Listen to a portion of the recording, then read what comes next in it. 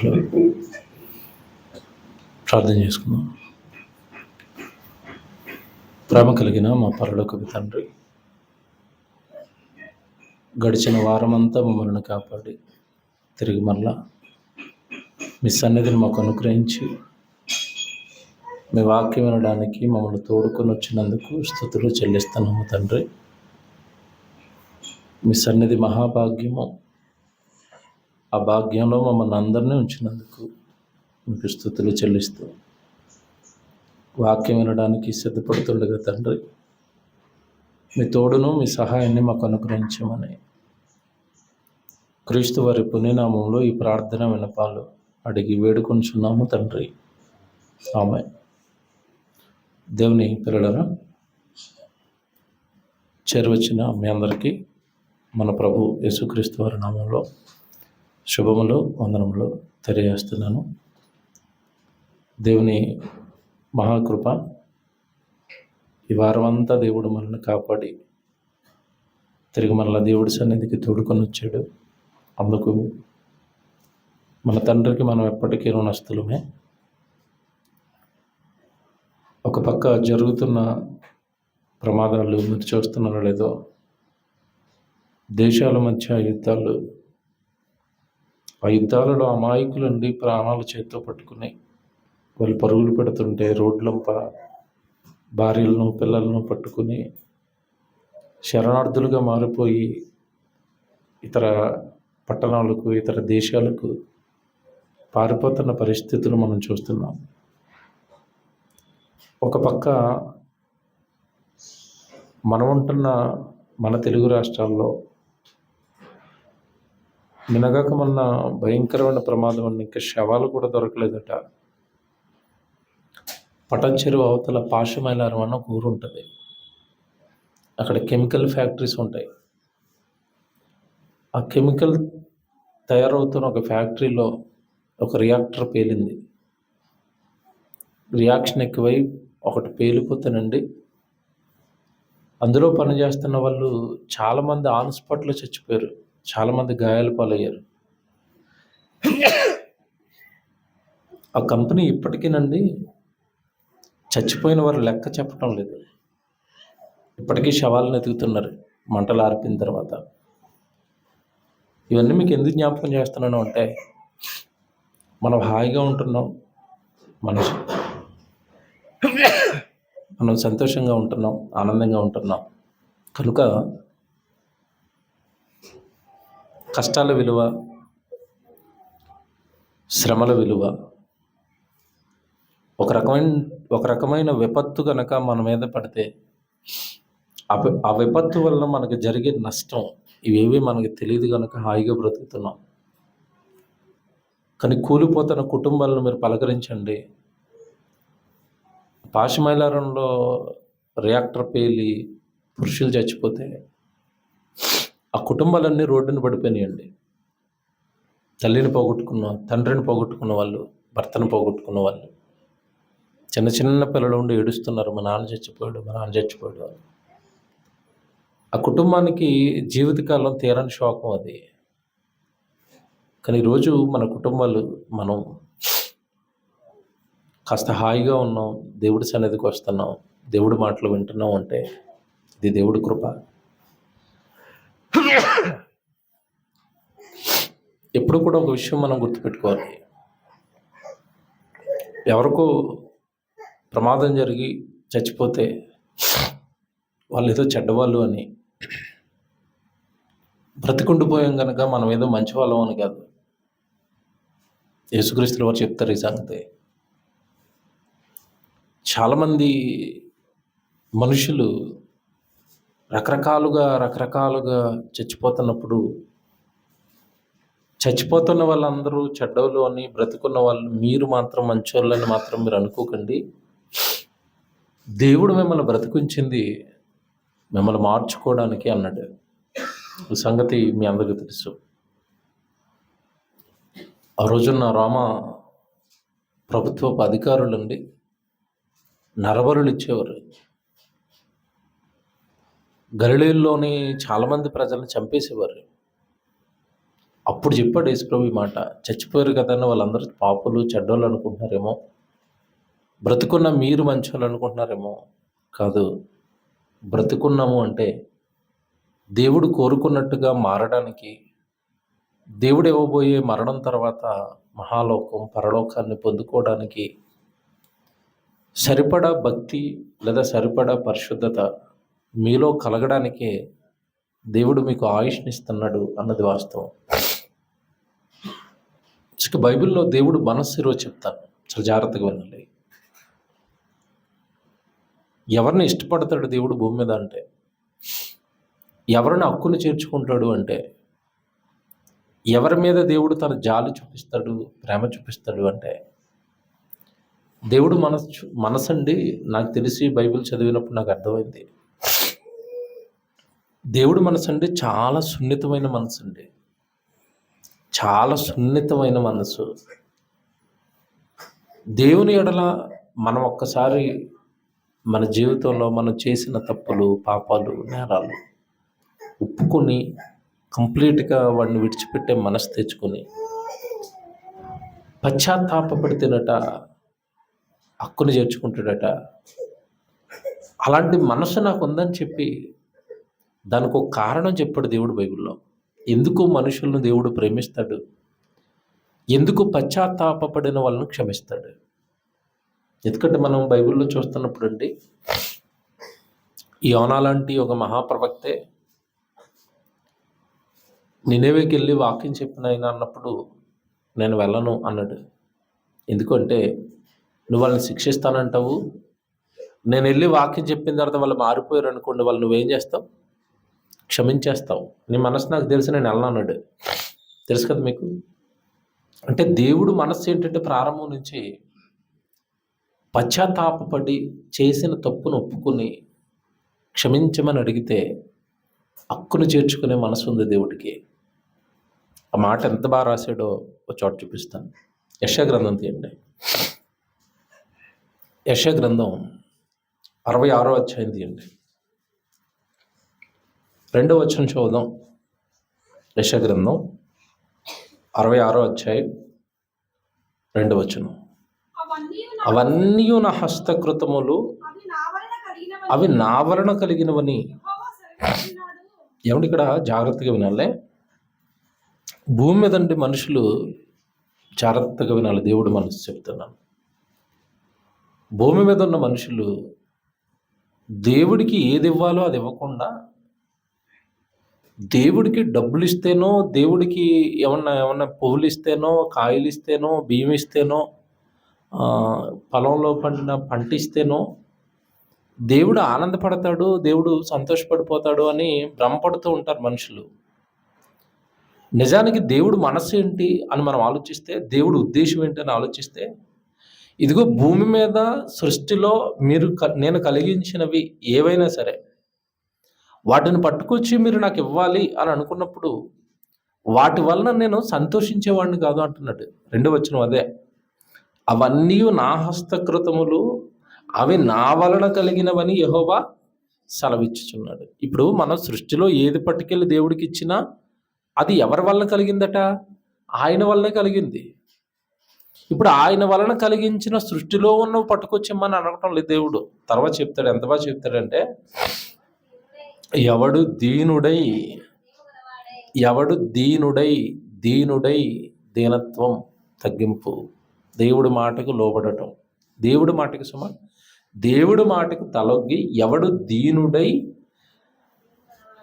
నలిగిన హృదయము గలవాడై నా మాట విని వణుకుచుండెను. ఇది అండర్లైన్ చేయండి. దేవుని మాట విని వణుకుతారా? మనిషి వణుకుతాడండి? ఇది దేవుని మాట అని భయపడేవాళ్ళు, వణికిపోయేవాళ్ళు, అమ్మో దేవుడు ఇలా బ్రతికితే ఇలా శిక్షిస్తానన్నాడా, దేవుడు అన్నాడు అంటే ఖచ్చితంగా చేస్తాడు అని ఆ శిక్షకు భయపడిపోయే వాళ్ళు ఎవరున్నారు చెప్పండి? దేవుడి గద్దింపుకు తమ మనస్సులను కృంగజేసుకునే వాళ్ళు ఎవరున్నారు చెప్పండి? దేవుడి వాక్యం విని హృదయాన్ని నలుపుకునే వాళ్ళు ఎవరున్నారు? అంత బాగా రాస్తున్నాడు చూసారా? ఎంత అర్థవంతమైన మాటలు చూసారా? ఎవడు దీనుడై, నలిగిన హృదయము గలవాడై నా మాట విని వణుకుచుండును. నా మాట విని దీనుడైపోవాలట. దేవుడి మాటల ముందు దీనుడైపోవాలట. దేవుడి వాక్యం ముందు అందరిని తలొగ్గాలట. ఇక్కడ నిజంగానండి దేవుడు తన మనస్సులో ఉన్నది చెప్పేశాడు.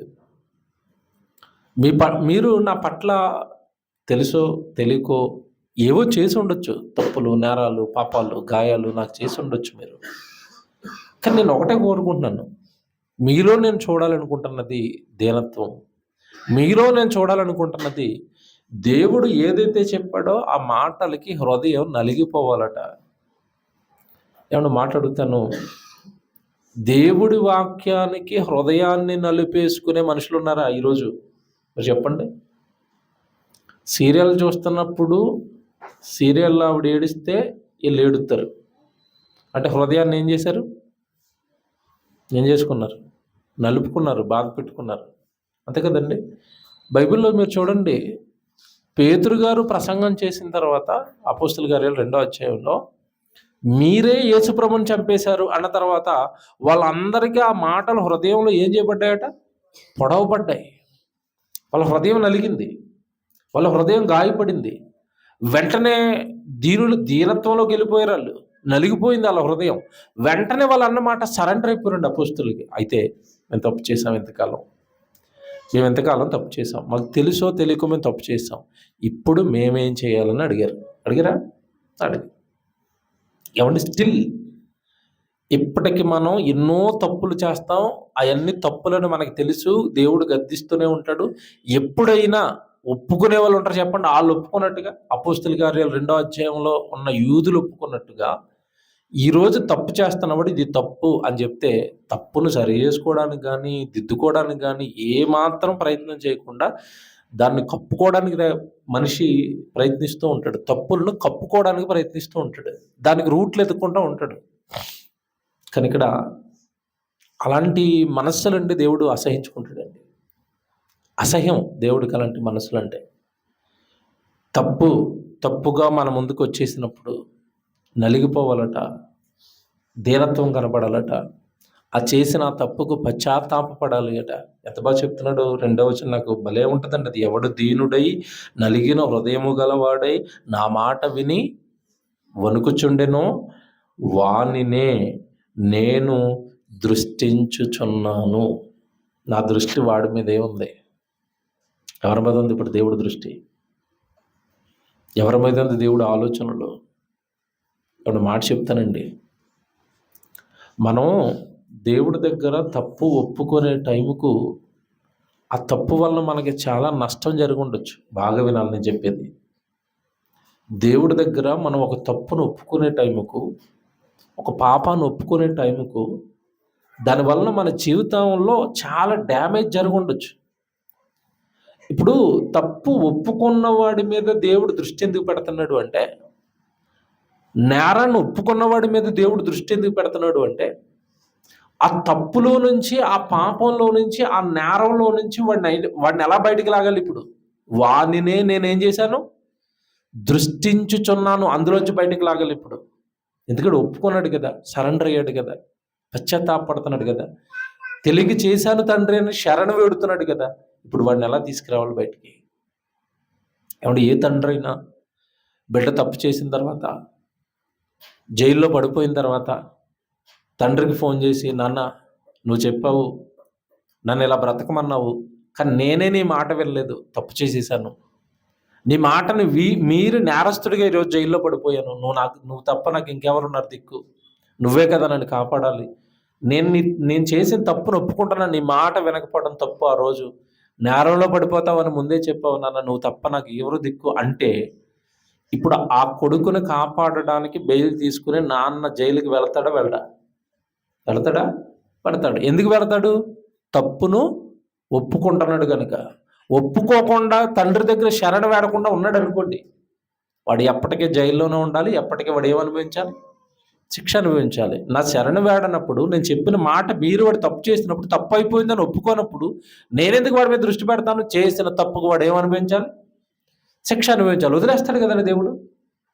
నిజంగానంటే అక్కడ చదువుతున్న ప్రతి బిట్ అండి దేవుడి మనస్సు అది. నేను చాలాసార్లు చెప్తాను, బైబిల్ నేను అందరు చదువుకున్నట్టు ఏదో రయ్యమని చదువుకుంటూ వెళ్ళను. ప్రతి అక్షరము, ప్రతి పదము, ఆ పదము వెనకాల ఉన్న దేవుని బాధ, దేవుని యొక్క ఉద్దేశాలు ఆలోచిస్తూ ఉంటాను. ఎంత బాగా చెప్పాడంటే, ఎవడు దీనుడై నలిగిన హృదయము గలవాడై నా మాట విని వణుకుచుండునో వానినే నేనేం చేస్తున్నాను, దృష్టిస్తున్నాను. నా దృష్టి మొత్తం ఇప్పుడు వాడి మీద పెట్టాను. ఇక్కడ నాకు వణుకుతున్నాడు కదా నా మాటకి. ఇప్పుడు నా దృష్టి వాడి మీద పెట్టాను. వాడి నా నేరంలో నుండి, పాపంలో నుండి బయటికి తీసుకుని వస్తాను. ఆ భయంకరమైన శిక్షలోనికి వెళ్లకుండా నేను వాడిని లాగేస్తాను, కాపాడుతాను, రక్షిస్తాను. ఇది దేవుడి మనసు అండి. ఇది తండ్రి మనసు అండి. ఇది మనసులో పెట్టుకోండి. ఎవడు నిజంగా దేవుడు ఒక మాట ఇచ్చాడు అంటేనండి, ఆ మాట అండి ఎవరో ఒకరి జీవితంలో నెరవేరుతుందండి. నేను బైబిల్ని ఇలా పరిశోధిస్తాను, నేను బైబిల్ని ఇలా ఆలోచించుకుంటాను. దేవుడు ఎక్కడైనా ఒక మాట చెప్పాడు అంటే అది అంతకు ముందు కానీ తర్వాత కానీ ఎవరో ఒకరి జీవితంలో చేసి ఉంటాడు. ఇప్పుడు ఎవడి మనసు అయితే నలిగిపోతుందో, ఎవడి మనసు అయితే నేను వేయబోయే శిక్ష వేయబోతానో, ఇలా బ్రతికితే నువ్వు తప్పించుకోలేవని నేను ఎప్పుడైతే గద్దిస్తానో, ఆ గద్దింపు విని ఎవడైతే వణుకుతాడో వాడి మీద నేనేం చేస్తాను, ఇప్పుడు నా దృష్టి పెడతాను అన్నాడు. వాడు చెడ్డోడైనా సరే వాడిని బాగు చేస్తాను, వాడిని కొద్ది కాలం కాపాడుకుంటాను. ఇలా ఉంటుందండి దేవుడి మనసు. మరి యాజిటీస్గా ఇలాంటి సందర్భం బైబిల్లో ఎవరి జీవితంలో అయినా జరిగిందంటే జరిగింది. మీకు బైబిల్లో అత్యంత క్రూరమైన స్త్రీ అనగానే ఎవరు జ్ఞాపకం వస్తారు చెప్పండి? యెజబెల్ జ్ఞాపకం వస్తుంది కదా. యెజబెలు క్రూరత్వం, యెజబెలు యొక్క భయంకరమైన చేష్టలు భర్తకు నేర్పింది, భర్తను బాడు చేసింది ఆహాబును. తెలుసు కదా మీకు. వాళ్ళు ఎంతటి క్రూరులుగా మారిపోయారు వాళ్ళిద్దరూ అంటే, ఆ రోజు షోమ్రోను ఇశ్రాయేల్ రాజ్యానికి రాజధాని. ఆ షోమ్రోను పట్టణాన్ని పరిపాలించమని రాజుగా, రాణిగా వాళ్ళకి అవకాశం ఇస్తే, ఆ రోజు ఇశ్రాయేల్ ప్రజలందరూ పాపం చేయడానికి కారకులుగా మారిపోయారు వీళ్ళిద్దరూ. విగ్రహారాధన వైపు తిప్పారు. ఇశ్రాయేల్ ప్రజలందరినీ దేవుడికి దూరం చేశారు. జాగ్రత్తగా వినండి. తన పిల్లల్ని తనకు దూరం చేశారు వీళ్ళిద్దరూ. దేవుడిని పూజించవలసిన వాళ్ళనండి విగ్రహాలు పూజించేటట్టుగా, బయలుదేవతలకు పూజలు చేసేటట్టుగా దేవుడు పిల్లలండి సర్వనాశనం చేస్తారండి. దేవుడు అప్పగించాడు, అధికారం ఇచ్చాడు. రాజుగా అధికారం ఎవరిస్తారు చెప్పండి? దేవుడే ఇచ్చాడు. దేవుడిచ్చిన అధికారం, జాగ్రత్తగా వినాలి, అది దేవుడిచ్చిన అధికారం. ఏ అధికారం అయినా దేవుడి కృప వలన వస్తుంది. వాడికి రాజుగా బాగుంటాడేమో, పరిపాలిస్తాడేమో అని అధికారం ఇస్తే భార్య మాట విని, రాజు ఎవరి మాట విన్నాడు? భార్య మాట విని. రాజు దేవుని మాట వినాలి. రాజు ధర్మశాస్త్రంలో రాయించిన, ధర్మశాస్త్రంలో ఉన్న విధులను బట్టి పరిపాలన చేయాలి. సొంతంగా పరిపాలన చేయాల్సిన అవసరం ఏమీ లేదు. ధర్మశాస్త్రం రాయించి వాళ్ళ చేతుల్లో పెట్టి దీని ప్రకారం పాలించు అన్నాడు అంతే. చట్టాలన్నీ దేవుడే రాసేశాడు. ఎవరికి అలా తీర్పు తీర్చాలో దేవుడే రాసేశాడు. దాని ప్రకారం వాళ్ళు పరిపాలన చేస్తూ ప్రజలందరినీ దేవుళ్ళలో పెంచవలసిన వాళ్ళండి. బయలుదేవతల వైపు ప్రజలందరినీ తిప్పారు, విగ్రహాలు నిలబెట్టారు, విగ్రహాలకి పూజలు చేయించారు.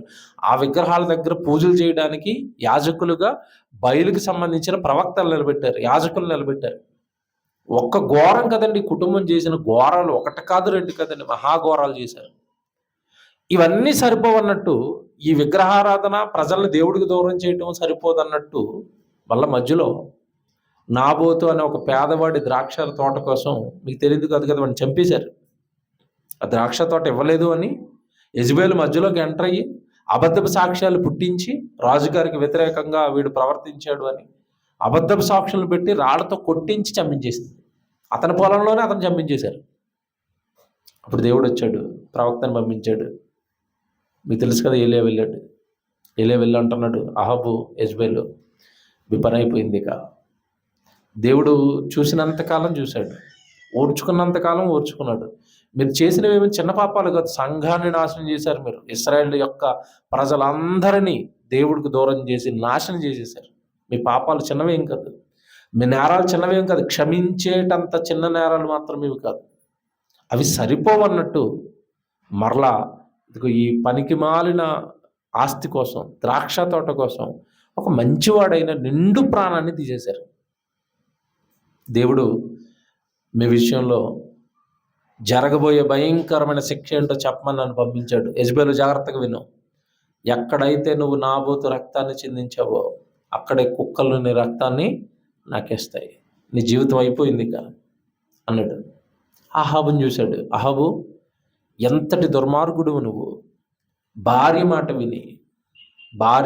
విని దేవుడికి భిన్నమైన కార్యక్రమాలు చేసి దేవుడు ప్రజలను ఎంత నాశనం చేయాలో అంత నాశనం చేశాను. కనుక నీ మీదకు ఒక భయంకరమైన శిక్షను దేవుడు తీసుకుని రాబోతున్నాడు, నువ్వు రెడీ అయిపో అన్నాడు. ఏంటంటే, అసలు నీ కుటుంబంలో నీ తర్వాత పురుషుడు అన్నవాడు మిగలకుండా చంపేయబోతున్నాడు దేవుడు. నీ సంతానంలో అసలు పురుషుడు అన్నవాడు భూమి మీద ఉండడు. నీ కొడుకులను, నీ మనవలను, తర్వాత రాబోయే సంతతిని అంతటిని నాశనం చేయబోతున్నాడు. నీ కుటుంబంలో ఒక్క పురుషుడు మిగలడు, మొత్తం అందరు చచ్చిపోతారని చెప్పాడు. దానికండి నిజంగా దేవుడు, నేను చెప్తున్న మాటలు నువ్వు ఈజీగా తీసుకుంటావేమో అహాబు, నేను చెప్తున్న మాటలు చెవితో విని చెవితో వదిలేస్తావేమో.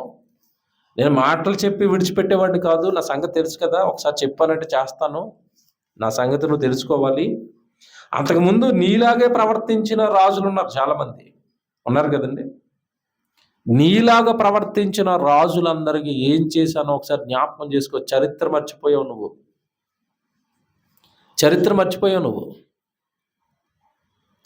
మర్చిపోయిన నువ్వు ఈ నీచానికి వడగట్టావు కనుక నీ కుటుంబం ముందటి తరాలలో రాజులు ఎలాంటి తప్పులు చేస్తే ఎలాంటి శిక్షలు వేసి వాళ్ళందరినీ చంపానో అలాంటి శిక్ష నీ మీదకి రాబోతుంది అన్నాడు. ఒకసారి ఒక భయంకరమైన మాట చూపిస్తానండి.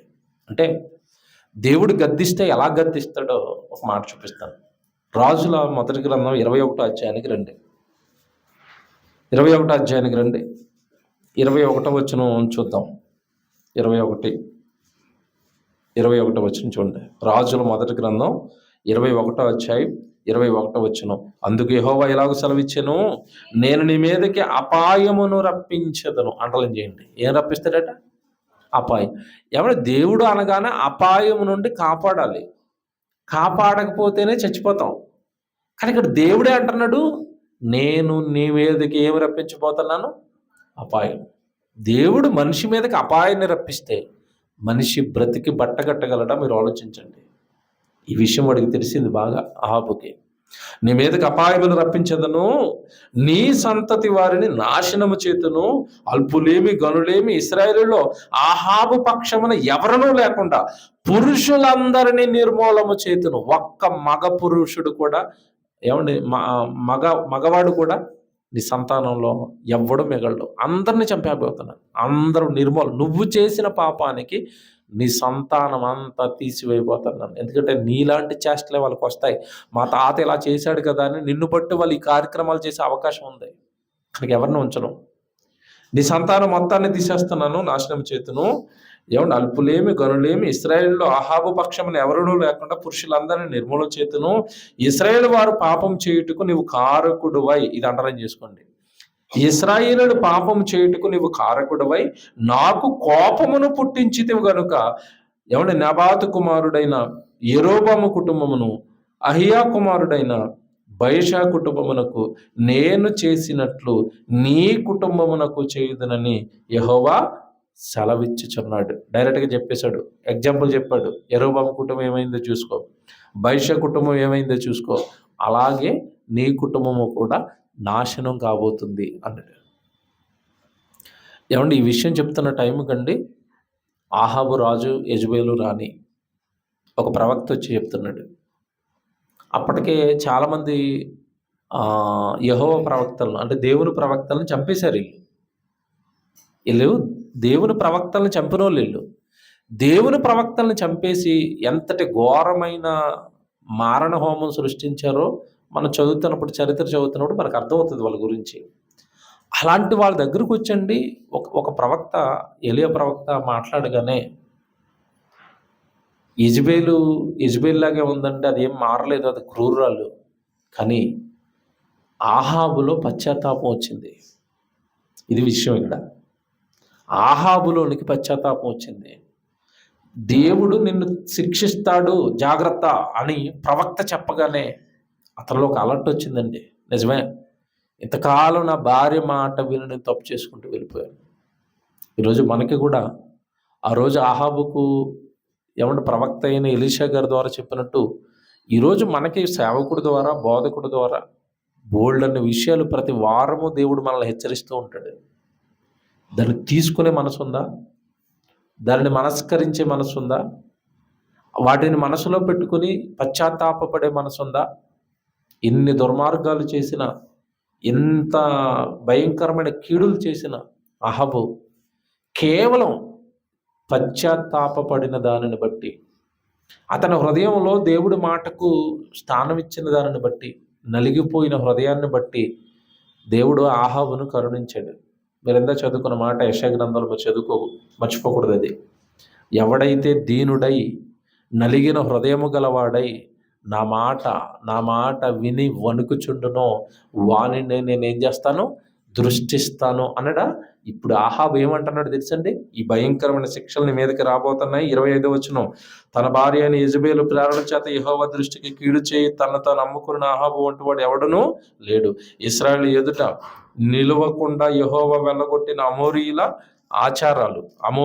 ఆచారములను ఆచార రీతిగా విగ్రహములను పెట్టుకున్న అతడు బహుహేయముగా ప్రవర్తించెను. చాలా చెడ్డవాడే, చాలా పాపాలు చేశాడు. ముందు బహుహేయంగా ప్రవర్తించాడట.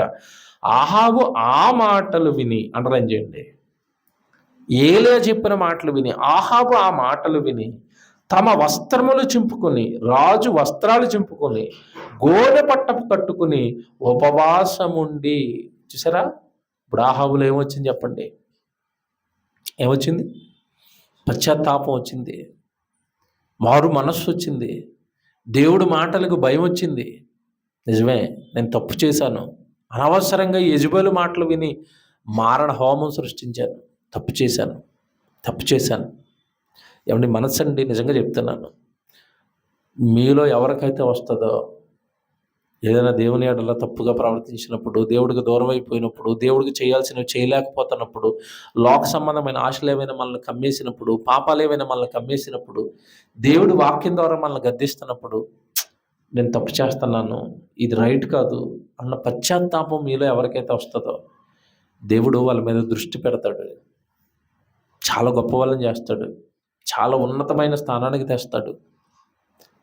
యవ్వన కాలంలో నేను వాక్యం వింటున్నప్పుడు ఉండి నాకు ఏదైనా ప్రసంగం చెప్తున్నప్పుడు నా యవ్వనం, నా జీవితం, నా పాత జ్ఞాపకాలు నాకు గుర్తొస్తూ ఉంటాయి లోపల. నా సేవకుడు ఒకప్పుడు నాకు వాక్యం చెప్తున్నప్పుడు కింద కూర్చుని వినేవాడిని. వింటున్నప్పుడు తెలియని మనోవేదన అనుభవించేవాడిని లోపల. ఇంతకాలం ఈ విషయం మనకి తెలియదే, ఇలా ఉండకూడదని మనకు తెలియదే, ఇలా చేయకూడదని మనకు తెలియదే, చేసేసానా, చాలా తప్పు చేశాను, చాలా పాపం చేశానని మనసంతా ద్రవించేసేది. ఆ రోజంతా మౌనంగా ఉండిపోయేవాడిని, ఎక్కువగా మాట్లాడేవాడిని కాదు. రాత్రి వరకు ఆ మాట అలాగే మనసును తాగుతూ ఉండేది. తప్పు చేశాను, దేవుడిని బాధ పెట్టాను, దేవుడిని ఈ విషయంలో నేను చాలా హర్ట్ చేశాను. దేవా, అయినా సరే నన్ను కరుణించావా, అయినా సరే నీ వాక్యాన్ని నాకు ఇచ్చావా, దేవా స్తోత్రం, మార్చుకుంటానికి చేయనికి అవి. అలా నాలో ఉన్న దేవుడికి నచ్చని ఏదైనా ప్రసంగికుడి ద్వారా, సేవకుడి ద్వారా నాకు చెప్తున్నప్పుడు ఒక్కొక్కటి విడిచిపెట్టుకుంటూ వచ్చాను. తప్పు చేస్తే కప్పుకునే మనసు అందరికీ ఉంటుంది, నాకు ఉండేది. అప్పటి వరకు అలా కవరింగ్ జీవితం, వేషధారణ జీవితం గడిపేది. ఎప్పుడైతే ఈ మాట తెలిసాయో, దేవుడి ముందు ఏవి కప్పుకోలేము, దేవుడి ముందు ఏవి దాచుకోలేము. మనుషుల ముందు నటించవచ్చు, మనుషుల ముందు వేషం వేయవచ్చు, కానీ దేవుడికి అన్ని తేటతెల్లంగా తెలిసిపోతాయి అన్నప్పుడు ఆయన ముందు నటించడం ఎందుకు? ఇక ఆయన ముందు ధారాళంగా మన హృదయాన్ని పరిచి, తండ్రి ఇది నా మనసు, ఇది నా పరిస్థితి అని చెప్పుకున్నప్పుడు దేవుడు కరుణిస్తాడు అని నిజంగా నేను చెప్తున్నాను. నాలో ఉన్న చిన్న చిన్న లోపాలు వాక్యం తడుతున్నప్పుడు వదులుకుంటూ వస్తే దేవుడు నా మీద పెట్టిన దృష్టి నాకు అర్థమైపోయిందండి. కొద్ది రోజులకి అవకాశాలు ఇవ్వటం, చక్కగా దేవుడి కొరకు బ్రతకడానికి వాడుకోవటం, దేవుడు కొరకు పనిచేసే అవకాశం ఇవ్వటం, దేవుడి కొరకు ప్రసంగాలు చేయడానికి వాడుకోవటం, అక్కడికి తీసుకెళ్ళటం. అప్పుడు నాకు అర్థమైంది, మనం లోబడుతున్నాం కనుక, మన తప్పులు ఆయన దగ్గర ఒప్పుకుంటున్నాం కనుక దేవుడు అవకాశం ఇస్తున్నాడు. దేవుడు మన గురించి ఆలోచిస్తున్నాడు, దేవా స్తోత్రం అనుకునేవాడిని. ప్రతి ఒక్కరిలోనూ దేవుడితో ఈ సంబంధం ఏర్పడినప్పుడు అండి ఇంకా ఆ భక్తి జీవితం ఏమి నిలబడదు, బ్రతుకు మారదు, జీవితం ఎప్పటికీ ఎక్కడేసిన గొంగలు అక్కడ అన్నట్టుగా అలా ఉండిపోద్ది. మనుషులతో పెద్ద ప్రాబ్లం ఏంటంటే దేవుడితో సత్సంబంధాలు లేవు. హృదయపూర్వకంగా ప్రార్థన చేసేవాళ్ళు లేరు, హృదయపూర్వకంగా పాపాలు ఒప్పుకునే వాళ్ళు లేరు, హృదయపూర్వకంగా మోకాళ్ళేసి చేసిన తప్పుకు ఏడుస్తూ బాధపడుతూ క్షమించండి క్షమించండి నన్ను క్షమించండి అని గోజాడేవాళ్ళు లేరు. కాబట్టి బైబిల్లో దావీదును చూస్తూ ఉంటే మనం జీవితకాలంలో ఒకటే ఒక తప్పు చేశాడు బత్షెబతో. ఎలా ఏడ్చాడు తప్పు చేసిన తర్వాత? పక్క తడిచిపోయేంతగా ఏడ్చాడట. ఏ వ్యక్తి అయినా తప్పుడు పట్ల, దేవుడిని బాధ పెట్టిన వాటి పట్ల ఇలాగ ఎంత పశ్చాత్తాపడతాడా మీరు చెప్పండి? పశ్చాత్తాపడతాడా? కానీ ఆహాబు చెడ్డోడైనా సరే, ఎంతో ఘోరాలు చేసినోడైనా సరే, భయంకరంగా ఆ రోజు ఇశ్రాయేల్ సమాజాన్ని అంతా పాడు చేసినాడు. క్షమించకూడదండి అసలు దేవుడు. కానీ ఆహాబులో కనబడింది వెంటనే ఆ మాటలు విని రాజవస్త్రాలు ధరించుకుంటాడండి. రాజు అనేసరికి అతను వేసుకునే వస్త్రాలు వేరు. రాజవస్త్రాలు అంటే అవి చాలా ఖరీదైనవి. రాజ్యంలో ఎవడో వేసుకోలేని రాజవస్త్రాలు వేసుకున్న రాజు తన బట్టలు చింపుకుని, గోను బట్ట కట్టుకుని, బూడిద పూసుకుని నేల మీద కూర్చొని, నేను తప్పు చేశాను తండ్రి నన్ను క్షమించండి. నిజమే, యెజబెలు మాట విని తప్పు చేశాను. ఈరోజు మనమంతా లోకం మాట విని తప్పు చేస్తాం. లోకం ఆశలను రేపుతుంది, లోకం పాపాన్ని రేపుతుంది నీ మీదకి. లోకం నిన్ను దేవుడి కొరకు బ్రతకనివ్వకుండా రకరకాల గాలాలు నీకు వేస్తుంది. అలా వేస్తున్నప్పుడు తప్పించుకుంటున్నావా? వాటికి ఇరుక్కుపోయేవా? గాలలో పడిపోయేవా? అపవాది వేస్తున్న గాలానికి ఎక్కడో ఇరుక్కుపోయి దేవుడికి దూరం అయిపోయి తప్పు మీద తప్పు, పాపం మీద పాపం చేస్తూ, ఈ పాపాలు దేవుడికి వ్యతిరేకమని తెలిసినా దేవుడి దగ్గరకు వచ్చి ఒప్పుకునే మనసు లేక, దేవుడికి పాపం చేస్తున్నాను కనుక దేవుడు నన్ను ఎలాగో ఇంకా తీసేశాడు, అంగీకరించాడు, దూరం పెట్టేశాడు అని ఇదే పాపంలో కూరుకుపోవటం కాదు జీవితం. ఆహాబు లాంటోడే పశ్చాత్తాపడితే తిరిగి మరల క్షమిస్తున్నాడు దేవుడు. ఎంత మంచి, ఇందాక చెప్పాను కదా ప్రారంభంలో ఒక మాట, దేవుడి మనస్సు అండి చాలా సున్నితమైందని ఎందుకు చెప్పానంటే, నువ్వు ఎంత ఘోర పాపాలు చేసినా సరే, దేవా తప్పు చేశాను నన్ను క్షమ అనగానే హక్కును చేర్చుకుంటాడు. మీరు బైబిల్లో సౌలుని చూస్తారు, పౌలుగా మారాడు. పౌలు గారు సౌలుగా ఉన్నప్పుడు చేసిన నేరాలు ఏమన్నా చిన్నవా? ఎలాంటి నేరాలు చేశాడు చెప్పండి? సంఘాన్ని హింసించాడు, సంఘాన్ని పాడు చేశాడు, సంఘంలో ఉన్న వాళ్ళు కొంతమందిని చంపేశాడు. స్తెఫను లాంటి వాళ్ళు చావుకి కదని కారణం ఆ రోజు. కానీ దేవుడు కనిపించిన తర్వాత, కళ్ళు పోయిన తర్వాత, మనోనేత్రాలు వెలిగించబడిన తర్వాత, చేసిన తప్పులు తెలుసుకున్న తర్వాత ప్రాణాలు ఇవ్వడానికి సిద్ధపడ్డాడు, పశ్చాత్తాపడ్డాడు. అలాంటి పౌలు గారి మీద దేవుడు తన దృష్టిని ఉంచాడా లేదా చెప్పండి? ఉంచాడు. పశ్చాత్తాపడిన వాళ్ళ మీద దేవుడు తన దృష్టిని ఏం చేస్తాడు? ఉంచుతాడట. ఆ పాపంలో నుంచి బయటికి లాగాడు, ఆ నేరాల్లో నుంచి బయటికి లాగాడు. ఎంత గొప్ప స్థానానికండి పౌలు గారిని మళ్ళీ తీసుకుని వెళ్ళాడు దేవుడు. కనుక వాక్యం చదువుతున్నప్పుడు మనకు అర్థమవుతున్నది ఒకటే. ఇక్కడ మీరు ఒక విషయం గమనించాలి. ఇది కొంతమందికి ఎలా ఉంటుందంటే, దేవుడు ఎందుకంటే అలా టక్కమని మారు మనసు పొందిన వాళ్ళందరూ టక్కమని క్షమించేస్తాడు. ఇప్పుడు ఆహాబుని ఏం చేశాడు తెలుసండి? మిమ్మల్ని చంపేస్తాను, ఒక్క పురుషుడు కూడా లేకుండా చంపేస్తానని తీవ్రమైన కోపంతో హెచ్చరిక పంపించిన దేవుడు అండి.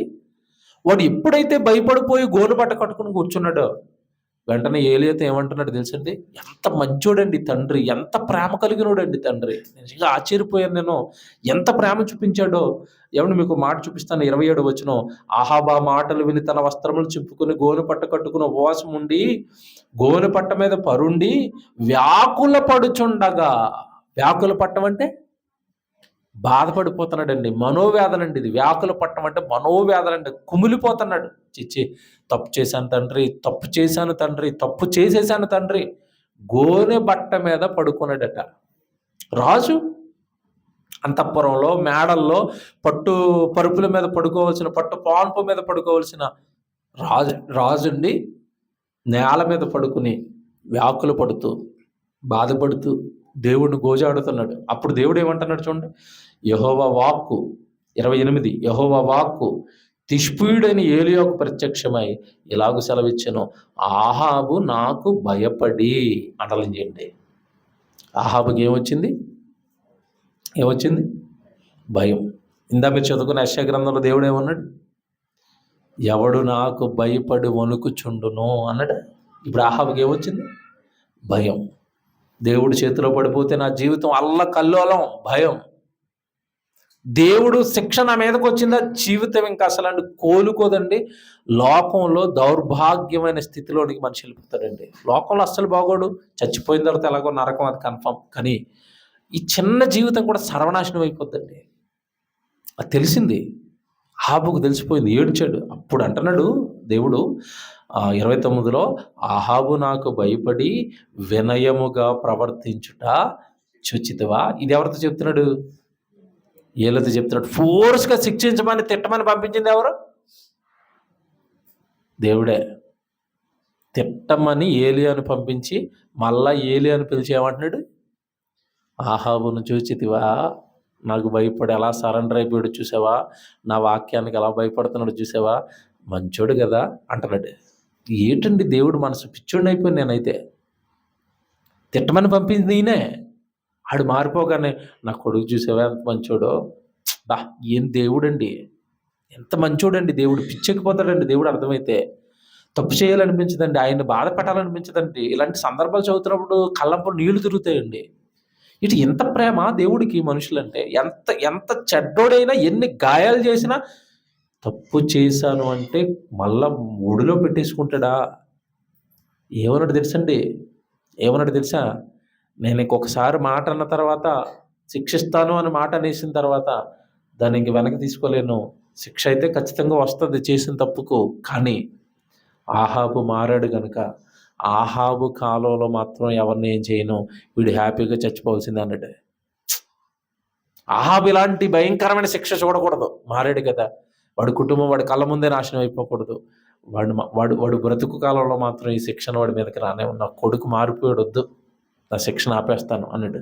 చూడండి ఎంత బాగుంటుంది. కింద 29, ఆహాబు నాకు భయపడి వినయముగా ప్రవర్తించుట చూచితివా, నాకు భయపడి అతడు వినయముగా ప్రవర్తించుట చేత ఆ అపాయమును అతని కాలమునందు సంభవింపకుండా ఆపేస్తాను. అతని కాలంలో ఈ శిక్షలు రాకూడదు, అతడు ఈ శిక్షలు చూడకూడదు, నా కొడుకు బాధపడకూడదు. ఏమంటే దేవుణ్ణి బాధ పెట్టాడు కదండి ఇతను. ఏమంటే ఇక్కడ దేవుడు అర్థమవుతున్నాడు మీకు. ఏమంటే ఒక సుమారు 30 సంవత్సరాలు 40 సంవత్సరాలు దేవుని రాత్రింపగళ్ళు బాధ పెట్టినాడండి. సడన్గా ఒకరోజు మారిపోయి ఏమన్నా అలాగ బుడిద కట్టుకుని అలాగ పడిపోయి నన్ను క్షమించాను అనగానే దేవుడు ఎన్ని బాధలైతే పడ్డాడో, ఎన్ని హింసలైతే ఎదుర్కొన్నాడో అతని వల్ల అన్ని మర్చిపోయి నా కొడుకు బాధపడకూడదు, మారిపోయాడు కదా, అతన్ని హింసించను, అతన్ని బాధ పెట్టను, అతని కాలంలో ఈ శిక్షణ రాకుండా నేను ఆపి అతని కుమారుల కాలమందు అతని కుటుంబముల మీదకి దాన్ని నేను రప్పిస్తాను. ఇతను మాత్రం ఎక్స్క్యూజ్ వదిలేస్తున్నాను. ఏం దేవుడండి, ఏం దేవుడండి, ఎంత ప్రేమండి, ఎంత పిచ్చండి మనుషులంటే. ఇక్కడ ఒకటే మీరు అర్థం చేసుకోవాలి, ఎవరిని ఇంత పిచ్చిగా ప్రేమిస్తాడు, ఎవరి మీద ఇంత ప్రేమ కురిపిస్తాడు, ఎవరి మీద ఇంత ఆప్యాయత చూపిస్తాడంటే, మరలా చెప్తున్నాను, అందరి మీద కాదు, ఈ చెవితో వాక్యం విని ఈ చెవితో వదిలేసేవాడంటే నిరంతరము కోపంతో రగులుతూ ఉంటాడు దేవుడు. కానీ పట్టించుకునేవాడు నాకే, నన్ను మార్చడానికే, నన్ను బాగు చేయడానికే అని ఎవరైతే పట్టించేసుకుంటారో కొడతాను తిడతాను అన్న వాళ్ళని కూడా మానేస్తారట. చూడండి, మీకు ఇది దేవుడు మనకు అర్థం కాకపోవడానికి దూరంగా ఏమి ఉండడండి. మన కళ్ళ ముందే కనబడుతూ ఉంటాడు, మనలోనే కనబడుతూ ఉంటాడు. అప్పుడప్పుడు మన పిల్లలు తప్పు చేసినప్పుడు కొట్టాలని విపరీతమైన కోపం వస్తుంది, కర్ర తీసేసుకుంటాం. వాడు చేసిన భయంకరమైన తప్పుకు, నేరానికి రయ్యమని ఒక దెబ్బ వేయగానే వాడు ఏడుస్తాడు. ఏడవటం ఎలాగ ఏడుస్తాడు అంటే, అలాగా కొట్టినోళ్ళు అంక ఇలా చూస్తూ బడబడ ఏడ్చేస్తూ ఉంటే, తగిలిన గాయాన్ని నొప్పుతో ఇలా చూపిస్తూ ఉంటే రెండో దెబ్బ వేస్తారండి ఎవరైనా? నువ్వే క్షమించేసినప్పుడు, నువ్వే నీ మనసే నీ పిల్లల పట్ల అంత సున్నితంగా ఉన్నప్పుడు నీ పట్ల దేవుడి మనసు ఎలా ఉంటుంది? కానీ దెబ్బ వేయించుకుంటేనే కానీ మారను అంటే, ఆ దెబ్బ నుండి కోలుకోవడానికి మాత్రం చాలా టైం పట్టేస్తుంది. మళ్ళీ చెప్తున్నానే దేవుడి మనసు. కొంతమంది మాట చెప్తే మారిపోతారు. ఇక్కడ ఆహాబు మాటలకే మారిపోయాడు. కొంతమంది ఏంటంటే దెబ్బేసే వరకు మారరు. దెబ్బలు పడాలి, మూలన పడాలి, చిత్రహింసలు అనుభవించాలి, అప్పుడు కానీ దేవుడు జ్ఞాపకం. కొంతమందిని అలా కూడా ట్రీట్ చేశాడు దేవుడు బైబిల్లో. కొంతమంది అలాంటి ట్రీట్మెంట్ కూడా ఇచ్చాడు. సో నువ్వు మాట దగ్గర ఆగిపోతావా? మాటకే లోబడిపోతావా? మాటకే వణుకుతావా? మాటకే భయపడతావా? శిక్షలు వచ్చి శిక్షలు నీ మీదకి రప్పించి నిన్ను బాధ పెట్టి నిన్ను హింసించి మార్చుకోమంటావా? చాయిస్ ఈజ్ యువర్స్ అంటాడు. అంతే, నీ చేతుల్లోనే ఉంది. జీవితం నీది. ఎలా మార్చుకుంటావో నీ ఇష్టం, ఎలా బ్రతుకుతావో నీ ఇష్టం. నిన్ను బాగు చేసుకోవడానికి మాత్రం నేను ఎప్పటికీ ప్రయత్నిస్తూ ఉంటాను. అది దేవుడు అండి. ఎందుకు ఇంత వేదన పడుతున్నాడు దేవుడు ఎందుకు ఇంతలాగా మనిషిని ఎందుకు ప్రేమిస్తాడు దేవుడు? ఇంత పిచ్చేంటి మనుషుల కోసం అంటే ఒక మాట చెప్తానండి. లోకంలో మనుషులందరికంటే మనల్ని బాగా ప్రేమించేది ఎవరు చెప్పండి? పోనీ బంధాలలో, మీకున్న బంధాలలో అందరికంటే ఎక్కువగా మిమ్మల్ని ఎవరు ప్రేమిస్తారు? ఎవరి పేరు చెప్పండి? ఫస్ట్ ప్లేస్లో ఉండే పేరు తల్లి. అంతేనా? తల్లి మనల్ని ప్రేమిస్తుంది. అసలు తల్లి అంతగా మనల్ని ఎందుకు ప్రేమిస్తుంది తెలుసా మీకు? రీజన్ తెలుసా మీకు? తల్లి ఎందుకు అంతలా ప్రేమిస్తుంది తెలుసా? నవమాసాలు కడుపులో మనల్ని ఏం చేసింది? మోసింది. తన ప్రాణాలు పణంగా పెట్టి తన ప్రాణాల మీదకి వస్తుంది. జన్మ ఇవ్వటం అంటే అర్థం ఏంటంటే, ఒక బిడ్డను కనటం అంటే అర్థం ఏంటంటే ప్రాణాలకు తెగించటం. ప్రాణాలకు తెగించి 100 ఎముకలు ఒక్కసారి విరిగిపోతే ఎంత నొప్పి వస్తుందో, 100 ఎముకలు ఒకేసారి శరీరంలో ఉన్న 100 ఎముకలు విరిగిపోతే ఎంత నొప్పి వస్తుందో అంత నొప్పి అనుభవించి బిడ్డను కంటదండి. అంత నొప్పిని అనుభవించి అన్ని నెలలు కడుపులో మోసి ఆ కన్న బిడ్డ మీద తల్లికి విపరీతమైన మమకారం. ఎన్ని తప్పులు చేసినా, ఎన్ని పాపాలు చేసినా నా కొడుకు మంచోడే అంటది. మీకు చాలాసార్లు చెప్పాను. కసబు తల్లి ఏమనిచ్చింది తెలుసా? ఇంటర్వ్యూ ఉరివేసేసిన తర్వాత కసబును చంపైపోతున్నారన్న తర్వాత, ఎందుకు నీ కొడుకు ఇలాంటి పనులు చేశాడు, ఇలాంటి క్రూరుణ్ణి ఎందుకు కన్నా నువ్వు, ఎలా పెంచావని అడిగితే తల్లి అంటుంది, ప్లీజ్ అండి మీకు తెలియదు వాడి గురించి, వాడు మంచోడే, నా కొడుకు మంచోడే అంటుంది కసబు తల్లి. వాడు మంచోడేనండి, వాళ్ళు ఇలాంటి క్రూరత్వం మా చిన్నప్పుడు మా కుటుంబంలో లేదు, మా మధ్యలో లేదు. వాడు మధ్యలో ఈ ఉగ్రవాదులు పెట్టిన క్లాసులకు వెళ్ళాడట. జిహాద్ క్లాసులకు వెళ్ళి, ఉగ్రవాదులు పెట్టిన జిహాద్ క్లాసులకు వెళ్ళి వాళ్ళ బ్రెయిన్ వాష్ చేశారు. వాడు ఆలోచనలన్నీ తిప్పేశారు. నరహంతకుడిగా మార్చింది వాళ్ళు. నా కొడుకు మంచోడే అంటుంది. అంటే నరహంతకుడిని కన్న తల్లి కూడా వాడి మీద ప్రేమను చంపుకుంటుందా? చంపుకోదండి.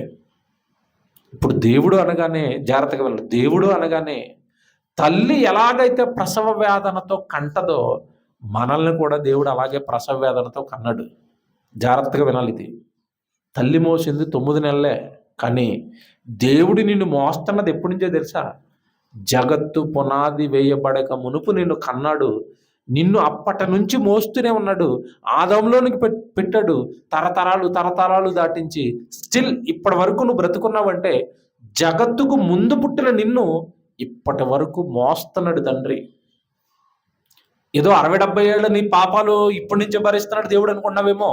జగత్తు పునాది వేయబడక మునుపే నిన్ను కన్న తండ్రి, ఈ జగత్తులోనికి తెచ్చేంత వరకు నిన్ను మోసిన తండ్రి, ఈ జగత్తులో ప్రజెంట్ స్టిల్ నువ్వు చేస్తున్న నేరాలకు, పాపాలకు వెనకాల జరిగిన ఆ కష్టానంత జ్ఞాపకం చేసుకుని ఆయన కని మోసి సృష్టిలోనికి తేడానికి ఆయన పడిన వేదనంతా తలుచుకుని కుమిలిపోతున్నాడు తండ్రి. కుమిలిపోతూ ఎందుకండి మీరు ఎంత పాపాత్ముడైనా క్షమిస్తారు? ఎందుకండి వాడిని అలాగా, నేను తప్పు చేశాను నన్ను క్షమించండి అనగానే మీరు ఎందుకు వాడి వైపు వెళ్ళిపోతారు? వాడిని ఎందుకు హక్కును చేర్చుకుంటున్నారు అంటే, సెకండ్ ప్రపంచ మానవ మేధస్సుకు బుర్ర వేడెక్కిపోయి ఆన్సర్ చెప్పాడు ఆయన. ఎందుకు మీరు క్షమిస్తారు తప్పు చేసిన వాడిని అంటే? ఆయన ఏమన్నాడు తెలుసండి? బైబిల్ తీయండి, యెషయా గ్రంథానికి రండి. 66వ అధ్యాయం 7వ వచనం చూద్దాం. యెషయా గ్రంథం 66వ అధ్యాయం 7వ వచనం. ప్రసవ వేదన పడక మునుపు ఆమె పిల్లలను కనినది. ఆగనే దేవుడు కొన్ని ప్రశ్నలు అడుగుతున్నాడు. నాయనా, నేను భూమి మీద పిల్లల్ని కన్న తల్లులు ఉన్నారు కదా, ఏ తల్లైనా నాకు ప్రసవ వేదన లేకుండా పిల్లోడు పుట్టాడు అంటదా? అలాంటి తల్లి ఉంటుందా భూమి మీద? ఉండదు. ప్రసవ వేదన పడక మునుపు ఆమె పిల్లల్ని కనేసింది, నొప్పులు తగలక మునుపు మగపిల్లను కన్నది. ఉంటారా ఎవరైనా? నొప్పులు తగలకుండా మగపిల్లడు ఎవరైనా కంటదా? ఏ తల్లైనా కనదు. నెక్స్ట్ చెప్తున్నాడు, అట్టి వార్త ఎవరు వినియుండిరి. మీకు ఎక్కడైనా వినపడిందా న్యూస్ అన్నట్టు? వార్త అంటే ఏంటి? న్యూస్ కదా. మీ ఇరుగు పొరుగులు కానీ చుట్టుపక్కల కానీ ఇలాంటి వార్త ఎక్కడైనా విన్నారా? నొప్పులు లేకుండా పిల్లలను కన్నదని విన్నారా? వేదన లేకుండా ఏ తల్లైనా బిడ్డను కంటదా? వినలేదు. ఇప్పుడు ఏమడుగుతున్నాడు దేవుడు? ఇది మనకెందుకు చెప్తున్నాడంటే, అట్టి సంగతులు ఎవరు చూచిరి? ఒక జనమున కనుటకు ఒకనాటి ప్రసవ వేదన చాలునా? ఒక్క నిమిషములో ఒక జనము జన్మించునా? ఇక్కడ చదివితే మామూలుగా ఉంటాయి కదండి, బుర్ర పేలగొట్టాడు దేవుడు. ఏం పేలగొట్టాడంటే, ఏ తల్లైనా ఎంతమంది పిల్లల్ని కంటది? ఎంతమందిని కంటది? ఒకడిని, ఇద్దరిని, అంతేనా? ఒకడిని, ఇద్దరిని. ఆ పెయిన్ కూడా ఎంతసేపు ఉంటుంది? ఆ నొప్పి కూడా ఎంతసేపు ఉంటుంది? కొద్దిసేపు నొప్పి అనుభవించి ఒకడినో ఇద్దరినో కనడానికి తల్లి ఇంత ప్రసవ వేదన అనుభవిస్తే, ఇంత పెయిన్ అనుభవిస్తే, దేవుడు కన్నది భూమి మీద ఒకరిన, ఒక జనాంగాన్న. జనాంగము అంటే భారత జనాంగం ఎంతమంది అండి? 130 కోట్లు. ప్రజెంట్ స్టిల్ బతుకున్న వాళ్ళు, చచ్చిపోయిన వాళ్ళు కొన్ని కోట్లు. మరి ఒక బిడ్డను కనడానికో ఇద్దరు బిడ్డలు కనడానికో తల్లి ప్రసవ వేదన పడిపోయిందని నువ్వో తల్లి విషయంలో జాలి పడుతున్నావు, ప్రేమించావు, మంచిదే. మరి నేను కన్నది ఒకళ్ళనా ఇద్దరినా అని అడుగుతున్నాడు. ఎంతమందిని కన్నాడట? జనాంగాలు, జాతులనే కంటున్నాను కదా, కోట్ల మందిని కంటున్నాను కదా, మరి నాకు లేదా ప్రసవ వేదన అన్నాడు. దేవుడికి లేదండి. 9 నెలలు మోసినందుకే నీకు తల్లికే ఇంత ప్రేమ అయితే, జగత్తు పునాది వేయబడక ముందు నుంచి నిన్ను మోస్తున్నాను కదా, ఈ జగత్తులోనికి తెచ్చాను కదా, నీ మీద నాకెంత ప్రేమ? నీ పట్ల నాకున్న ప్రసవ వేదన చిన్నదా? తల్లిలా 9 నెలల బాధ, లేదా పెయిన్ అనుభవించిన అరగంట, గంట నా ప్రసవ వేదన, లేదా నిమిషమా? కాదు కదా. ఒక జనాంగాన్ని కనడానికి ఎంత బాగా మాట్లాడుతున్నారు చూడండి. ఒక్క నిమిషంలో ఒక జనమును జన్మించిన, ఒక నిమిషంలో 100 కోట్ల మంది పుట్టేస్తారా? పుట్టరు. మరి ఆ 100 కోట్ల మంది పుట్టారు అంటే నేను ఎన్ని కష్టాలు పడి ఉంటాను, వాళ్ళ కోసం ఎంతగా ఆలోచించుంటాను, ఎన్ని తరాలు వాళ్ళని దాటించుంటాను, ఎన్ని ఆశలు వాళ్ళ మీద పెట్టుకుని ఉంటాను. ఒక జనాంగం మీద ఒక నిమిషంలో ఒక జాతి పుట్టేస్తుందా? పుట్టదు కదా. వాళ్ళందరినీ జగత్తు పునాది వేయబడక మునుపు కావాలని కోరుకుని పుట్టించుకోలేను కదా. అలాంటి వాడు జగత్తులోనికి వచ్చి ఇంత ప్రసవ వేదన అనుభవించి ఎన్ని ఆలోచనలు వాళ్ళ మీద పెట్టుకుని సృష్టిలోనికి వచ్చిన తర్వాత మనిషి తప్పు చేస్తే, పాపం చేస్తే, నేరం చేస్తే కుమిలిపోయి మరలా వాళ్ళు మార్చుకోవడానికి ప్రవక్తలను పంపించి, వాక్యోపదేశకులను పంపించి, సేవకులను పెట్టి మనిషిని బాగు చేసుకోవడానికి నేను ఇంతలా ప్రయత్నిస్తాను కదా. అలా ప్రయత్నించినప్పుడు ఎవడైనా నా మాట విని వణికాడు అనుకోండి, వెంటనే వాడిని నేను ఏం చేస్తాను? కరుణించేస్తాను, క్షమించేస్తాను, వాడిని నా ఒళ్ళోనికి తీసేసుకుంటాను. ఎందుకంటే వాడిని ఒక్క నిమిషంలో నేను కనలేదు తల్లి కన్నట్టుగా, ఒక రోజులో వాడిని నేను కనీలేదు తల్లి కన్నట్టుగా, ఏదో జస్ట్ 9 నెలలు మోసిన ప్రేమ కాదు నాది. జగత్తు పునాది వేయబడక మునుపు నుంచి ఆత్మ కోసం ఎదురు చూశాను కనుక పాపం చేసిన వాడికి శిక్షిస్తాను తప్పనిసరిగా. కానీ నువ్వు ఆ పాపం చేశావు అని చెప్పగానే ఎవడైతే మారతాడో వాడిని మాత్రం నేను విడిచిపెట్టుకోలేను. వాడి ఆత్మ నరకంలో వేయలేను, చంపుకోలేను వాడిని. ఎంత బాగా చెప్పాడండి దేవుడు, ఎంత బాగా ఆలోచిస్తున్నాడండి దేవుడు. కనుక ఈ ప్రేమను కూడా దూరం చేసుకొని, ఈ ఆప్యాయతను దూరం చేసుకొని, మారు మనసుతో క్షమ అని దేవుడి ముందు మనం వేడుకోకుండా, మనం చేసిన నేరాలు, పాపాలు ఆయన ఎదుట పరచకుండా, ఆయన వాక్యానికి విని వణకకుండా, భయపడకుండా ఎదురు దాడి చేసే వాళ్ళంగానో, తిరగబడే వాళ్ళంగానో, లేదా విని విడిచిపెట్టి నాకు కాదు అన్నట్టుగా వదిలేసే వాళ్ళంగానో ఉండిపోయామా? ఇంకా దేవుడు ఆహాబుకు చెప్పాడు కదా, నేను రప్పించబోయే అపాయం నీ మీదకి వస్తుంది. దేవుడి మాటకు లోపడని ఎవరి మీదకైనా దేవుడు అపాయాన్ని రప్పిస్తాడు. ఇప్పుడు కొత్త నిబంధనకు వచ్చేసరికి టైం అయిపోయింది. ఇంకా ఒక భయంకరమైన మాట ఏంటంటే, అసలు ఎవడైతే నాకు లోబడ్డో, ఎవడైతే నా మాట విండో, ఎవడైతే నా సన్నిధికి భయపడ్డో, నా వాక్యానికి భయపడ్డో, వాడిని నేను కంప్లీట్గా అపవాదికి సాతానికి నేనే తీసుకెళ్ళి అప్పగించేస్తాను అన్నాడా? అది ఎంతటి భయంకరం అండి అది. తీసుకెళ్ళి దేవుడే ఎవరికి అప్పగిస్తాడట? సాతానికి అప్పగిస్తాడట. వాడు మన దేవుడు అండర్లో ఉన్నప్పుడే మనల్ని పాడు చేయాలని, మనల్ని నాశనం చేయాలని ట్రై చేశాడు. ఇప్పుడు దేవుడే తీసుకెళ్ళి సాతానికి అప్పగిస్తే మీరు ఆలోచించుకోండి. ఎన్ని చిత్రహింసలు పెడతాడు, జీవితంలో ఎన్ని పాపాలు నేర్పిస్తాడు, ఎంత దారుణమైన జీవితంలోనికి ఏమన్నా ఎన్ని దారుణమైన పాపాల్లోనికి మనల్ని నెట్టేస్తాడు వాడిక. నువ్వు ఇంకా జీవితంలో కూరుకోలేని స్థానంలోనికి నెట్టేస్తాడు. దేవుడి మీద అనుకుంటావా? దృష్టి ఉంచుతాడు. ఆ కోపంలో నుంచి, ఆ పాపపు కోపంలో నుంచి, ఆ భయంకరమైన వేదనలో నుంచి బయటికి తెస్తాడు. తేవడానికి శక్తిమంతుడే. కానీ ఆ శక్తి నీ మీద పడాలి అంటే నీ మనస్సు ఆయన ముందు ఎలా ఉండాలి? వణికిపోవాలి. దేవుడి వాక్యానికి మనం ఏం చేయాలి? వణకాలి. అలాంటప్పుడేనట దేవుడి ప్రేమ నిండుగా మన మీద కురుస్తుంది. ప్రార్థన చేసుకుందాం. ప్రేమ కలిగిన మా పరలోకపు తండ్రి, మీ ప్రేమను వాక్యం ద్వారా కల్లారా చూస్తున్నాం తండ్రి. మీ మాట మా జీవితాన్ని గద్దిస్తుంది. మీ వాక్యానికి భిన్నంగా మేము బ్రతుకుతున్నప్పుడు ఆ మాటలు మమ్మల్ని వేధిస్తాయి, బాధపెడతాయి. భూమి మీద ఉన్న సహోదరులందరిలోనూ మిమ్మల్నే చూడమన్నారు. ఎదురుగ్గా ఉన్న సహోదరులు దేవుణ్ణి చూసి అతన్ని బాధ పెట్టక, అతన్ని మోసం చేయక, అతన్ని ఏమార్చక, అలా మేము ఎప్పుడైతే చేస్తామో మీ వాక్యానికి దూరం అయిపోయినట్టే, మీ భయం మాలో లేనట్టే. తండ్రి, వాక్యం విన్న మేమందరం మీ వాక్యానికి లోబడుతూ, మీ ఆలోచనలకు లోబడుతూ, మా మనస్సులను మీ ఎదుట పరుచుకుని తండ్రి,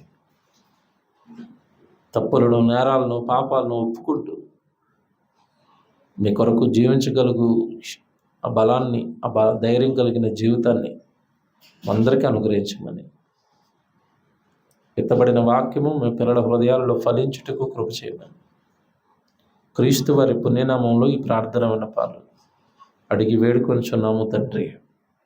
ఆమేన్. Thank you.